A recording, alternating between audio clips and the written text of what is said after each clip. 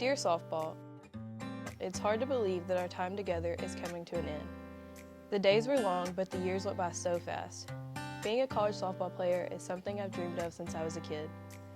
Back then, I had no idea the impact it would have on my life today.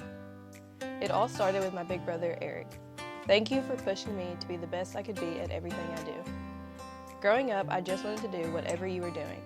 I had no interest in who the best softball or baseball player in the world was. You could have told me I could be anyone in the whole world, and I would just say I wanted to be like you. You taught me how to compete at a young age. Whether we were racing in the front yard, or fighting to make the all-star team, or even racing to take the first shower, I wanted to win no matter what it was. The love I have for winning, the hate I have for losing, my work ethic, my competitiveness, and my love for the game, I owe to you. Although it started as just a game, it eventually became my lifestyle. From playing baseball with my brother to being on my first kid pitch softball team, to the many different travel ball teams, and finally being in my last year of college. I'm so grateful for this journey. The last 18 years have been full of ups and downs with so many lessons along the way. I wouldn't be who I am today without this game, but also the people who supported me along the way. My travel ball coach, Roger, thank you for believing in me and shaping me into the player and person I am today. You found this 14-year-old girl who had just had ACL surgery and thought her softball dreams were over and took me to compete against some of the best players in the world, and then made me into the player I am today. The long nights at the field and the phone calls helping me chase my dreams didn't stop when I got to college. Roger, thank you for the lunch dates, the front toss, being in the stands at my college games, and the phone calls when I needed them the most. My Nana, you have always been there, not just in softball, but every part of my life. You bought every ticket, donated to every fundraiser, and had your softball shirts for every team I've ever been on, even if you didn't understand the game. If Mom and Dad couldn't, you always would.